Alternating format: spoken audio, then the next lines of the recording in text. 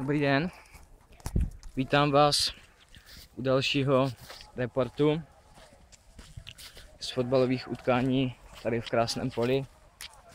Zrovna odcházím ze zápasu, který se hrálo Krásné Pole a proti Strahovicím. První poločas byl, řekl bych, vyrovnaný i podle skóre, protože to dopadlo 2-2. Druhý poločas už ovšem vládli Strahovice. Strakovice jsou v jižních Čechách. A nakonec z penalty dali svůj vedoucí gól na 3-2 a nakonec ještě upravili kosmetický skóre na 4-2.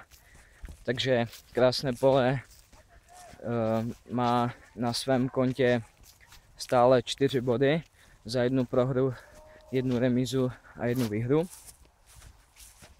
Ještě jsme skoukli dorost, říkám jsme, protože jsem tady byl ještě s Petrem a s Tondou, ti se na mě vysedali a Matěj nemohl, takže vám to takhle musím říkat po cestě domů.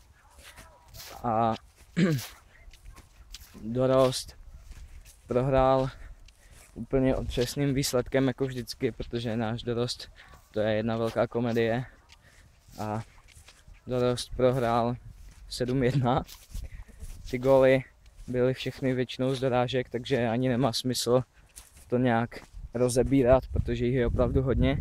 Jediný pozoruhodný gól, co stal za to, tak byl ten od jednoho hráče z Hlubiny, hráli jsme proti Hlubině. A to bylo, že prakticky z půlky hřiště vstřelil, tuším, 4. gól. Golman na to nedosáhnul, to byla nějaká lampa.